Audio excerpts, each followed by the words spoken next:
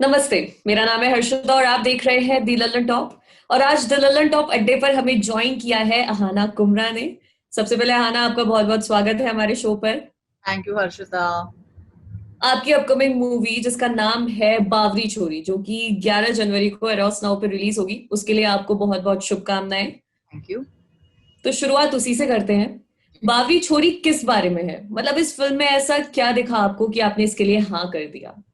बहुत ही सिंपल था। उन लोगों ने मुझे जब कहानी नरेट की, अखिलेश हम्म। जायसवाल जो डायरेक्टर हैं इस फिल्म के, उन्होंने मुझे बताया था कि ये एक फिल्म एक लड़की के बारे में है जिसका पति उससे शादी करके 4 साल पहले निकल गया था लंदन और वापस लौटा हम्म। नहीं। तो ना उसकी खबर, ना कुछ आइडिया कि वो कहाँ गया है, ना उसको उसने कांटेक्ट करने की कोशिश की है। तो जब हम्म। उन्होंने मुझे बताया कि, तो मैंने कहा तो कहानी क्या है, तो उन्होंने कहा कि वो उसको ढूंढने गई है। मैंने कहा तो ढूंढ के वापस लाने? मैंने कहा नहीं, ढूंढ के उसको मारने गई है। तो वो मुझे बहुत फनी लगा। मैंने कहा hmm. Okay, sounds like me. कि अगर मतलब अगर मेरे साथ ऐसा हो तो मैं तो पकड़ के कूटूं उस बंदे को। तो hmm. I think it was very today story and I thought it was very like बहुत ही आज की कहानी थी और बहुत ही आज की लड़की, मैं कह सकती हूँ उसको। हम्म। तो वो मुझे बहुत इंटरेस्टिंग लगा, वो प्रेमिस मुझे बहुत इंटरेस्टिंग लगा। तो मैंने उनको बोला कि यार ओके। ये तो करना ही पड़ेगा। हम्म। अच्छा, वैसे बावरी छोरी को अगर वैसे हम इंग्लिश में ट्रांसलेट करें तो it means crazy girl, right? तो हो आप ऐसे क्रेजी हो, मतलब? आई थिंक हूँ, इसीलिए ऐसी फिल्में आती हैं। ओके। कोई भी ऐसा इंसिडेंट है जिसमें कभी आपको लगा हो कि यार इसमें मैंने बहुत ही क्रेजी बिहेव किया? आई डोंट थिंक मेरे पास एक इंसिडेंट है ऐसा। मेरे पास ऐसे बहुत इंसिडेंट्स हैं ओके। जहां पर मैं I behave like absolutely crazy और I become very. I remember मेरा किसी के साथ बहुत सॉलिड एक बार बहुत गंदा झगड़ा हुआ था और मैंने गुस्से में फिर मतलब आई वाज सो एंग्री कि मैं मतलब लिटरली मैकेनिक के पास गई। मैंने कहा तुम्हारे पास वो यंत्र है? ही इज लाइक कौन सा यंत्र? मैंने कहा जिससे गाड़ी पंक्चर होती है। तो Oh God. और मैंने उस बंदे की गाड़ी ढूंढी और पंक्चर की और उसके बाद जो मुझे मतलब खुशी महसूस हुई, I was like oh God, best. देख, अपना गुस्सा अगर निकालना है तो गाड़ी पंक्चर कर दो। तो Oh God. मैंने ऐसे बहुत गाड़ियां पंक्चर की हैं। वाह, बढ़िया। तो मतलब एक सही बंदे को इस मूवी में लिया गया है। करेक्ट, इसीलिए कास्टिंग हुई है मेरी। अच्छा, आपने बताया कि अखिलेश जायसवाल ने इस मूवी को डायरेक्ट किया है, तो उनके पहले के काम को भी आपने देखा था कभी? हाँ, मैंने गैंग्स ऑफ वासेपुर देखी है, 1 और 2। मैंने मस्त राम देखी है और मुझे उनका काम अच्छा। मतलब I thought he is a very sane film maker, I thought he is a very sound film maker. और उनका लिखने का मुझे बहुत ही इंटरेस्टिंग लगता है फॉर्मेट।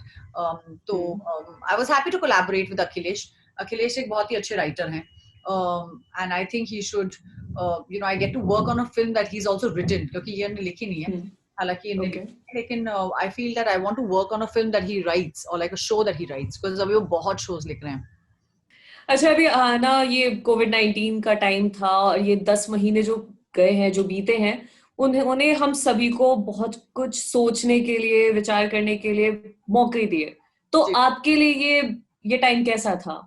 लॉकडाउन हुआ तो 2 मिनट तो समझ में ही नहीं आया कि हुआ क्या, क्योंकि आदत ही नहीं है ना अपने को घर में रहने की। हम्म।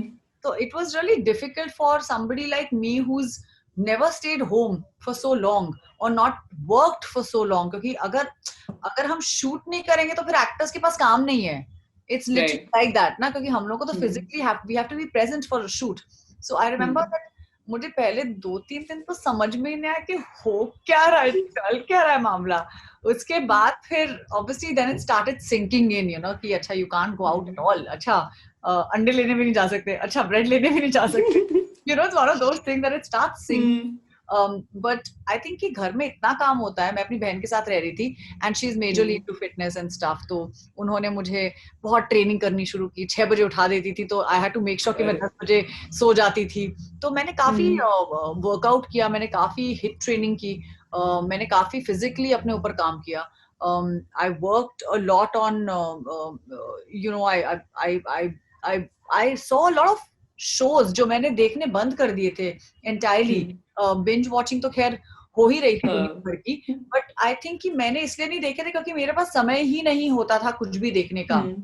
एंड हमारे बिजनेस में इट्स इंपॉर्टेंट कि आप दूसरे का काम भी देखें, क्योंकि अगर आप देखेंगे हम्म। दुनिया क्या कर रही है तो फिर आपको पता ही नहीं चलेगा कि what's happening around you. Right. So that consumption of content happened where I started watching what people are doing, and and seeing ki matlab what is the competitive work that's happening, kya ho raha hai. Another very interesting thing that happened during the lockdown was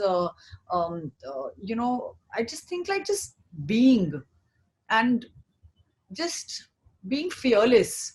वो एक डर होता है ना कि आपका कि अच्छा अब काम नहीं मिलेगा तो क्या होगा, अच्छा अब क्या होगा, अब क्या करना है, अब कौन सा प्रोजेक्ट उठाऊं, अब क्या करूं, अब क्या. तो वो अब क्या निकल ही गया. तो मैंने कहा अब कुछ नहीं, अब बैठो. तो आई फील कि वो fearlessness that came into existence for me. And उसकी वजह से I just think I sent out so many messages to the universe कि I'm just going to be. You just आप करो. And I think उसकी वजह से इतने releases हुए last year. मेरे कुछ 5 releases हुई हैं last year. And सब काम एक से बढ़कर एक से अलग, दूसरे से अलग. तो I think कि वो काम मिलता जुलता भी नहीं था. And it was really interesting that I had so many releases last year. And लोगों ने देखा सारा काम. बहुत सही. अभी आपने बताया कि आपकी जो भी लास्ट ईयर रिलीज हुई थी उनका सबका काम अलग अलग था, मतलब मिलता जुलता नहीं था. आपने कॉमिक रोल्स भी किए हैं, देन ड्रामा भी किया है, और अब ये इमोशनल भी है. आपको पर्सनली पसंद है? Actually I enjoy everything. मैं तो मतलब अगर मुझे एक ही जॉनर मिलेगा तो मैं तो बहुत बोर हो जाती हूँ. तो मुझे बहुत मजा आया क्योंकि मुझे एक्चुअली इतने सालों के बाद इतना इंटेंस रोल मिलता रहता है, इतने इंटेंस रोल्स मिलते हैं, इतने इंटेंस रोल्स मिलते हैं. हमेशा like straight faced intense type role मिलते हैं. तो I am very happy to because I am a really inherently funny person. Like मुझे मस्ती मजाक का बहुत शौक है. मैं बहुत ही हंसी खेलती खुश रहने वाली इंसान हूँ. तो मुझे हमेशा ऐसा लगता था कि यार लोग मुझे कॉमेडी क्यों नहीं ऑफर करते हैं. एंड इमीडिएटली मुझे कॉमेडी मिल गया.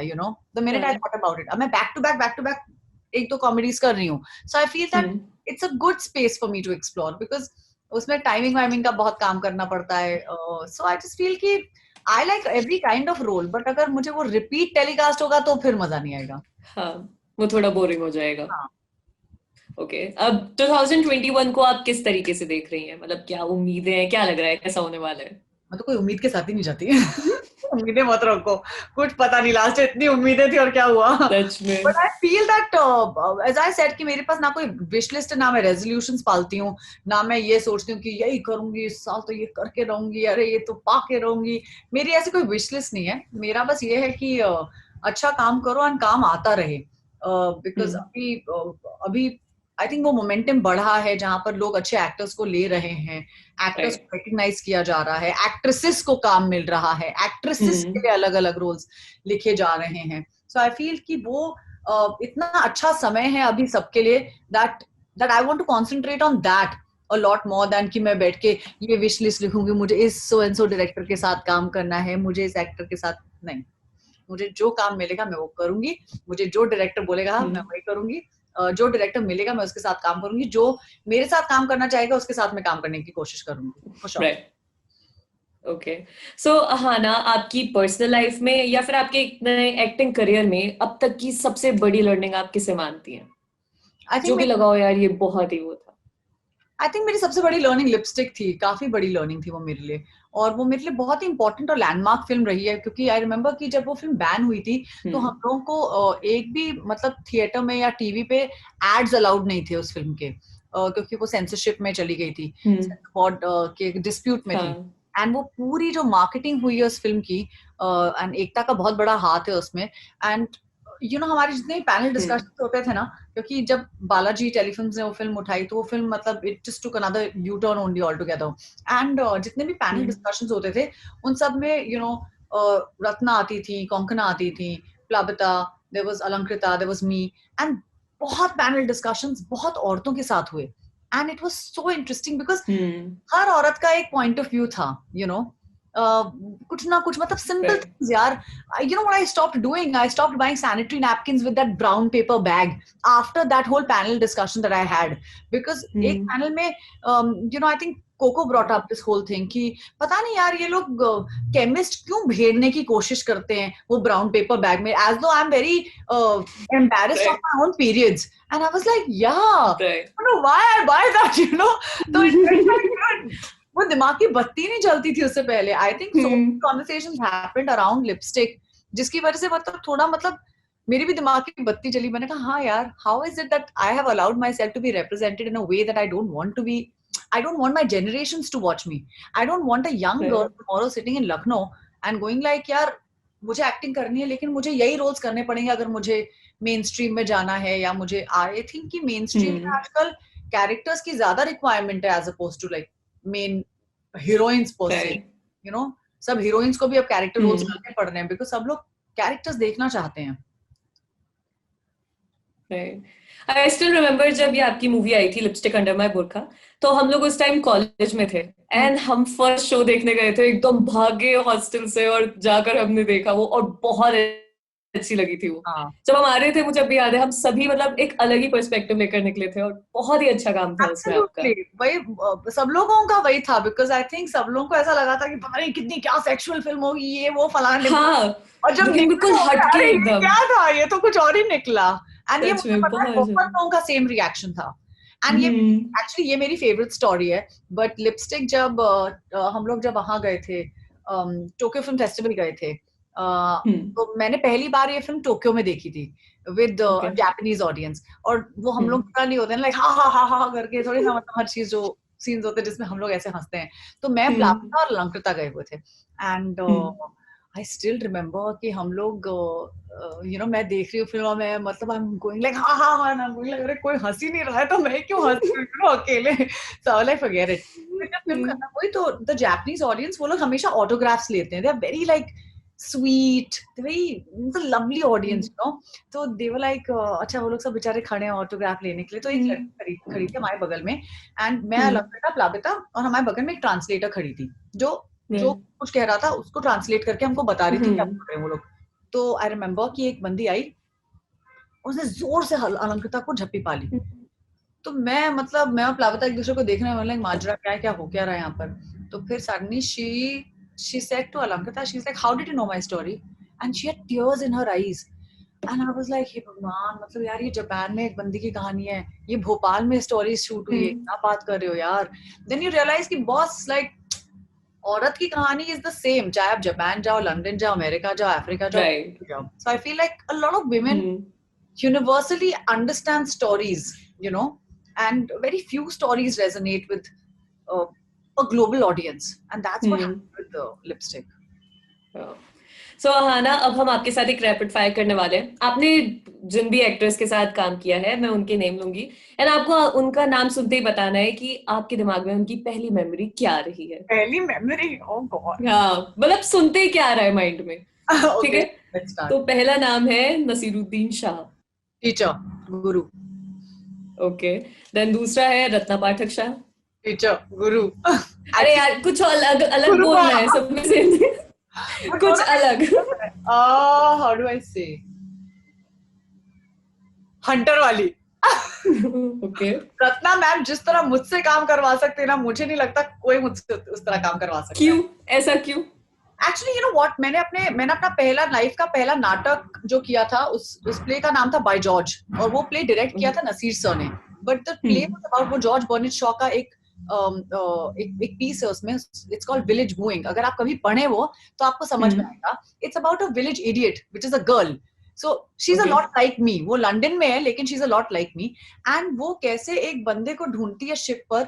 वो अपने लाइफ की पूरी सैलरी उड़ा रही है क्योंकि उसको एक शिप में ट्रैवल करना है. And she is behaving as though she is like this you know like this, मतलब बहुत पैसे हैं उसके पास लेकिन उसके पास पैसे वैसे कुछ, वो है ही village idiot. But how you know it's a love story between these two characters. और वो कैसे उस बंदे को शिप पे मिलती है और वो चबड़ चबड़ करके उसका दिमाग खा जाती है.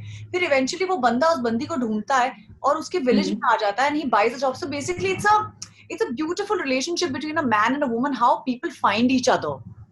And you know I got so for me जब वो प्ले डायरेक्ट हो रहा था तो काफी पर्सपेक्टिव नसीर सर की तरफ से आता था, काफी फीडबैक. हम लोग की लिटरली कुछ 4-5 महीने की रिहर्सल हुई थी उसकी before we open the show.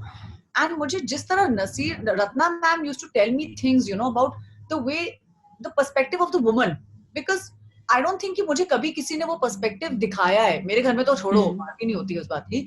But you know just to think like a woman and act the way a woman does in life, that perspective, Ratna ma'am, like she just knows how to like push you or nudge you in that direction to start thinking that way.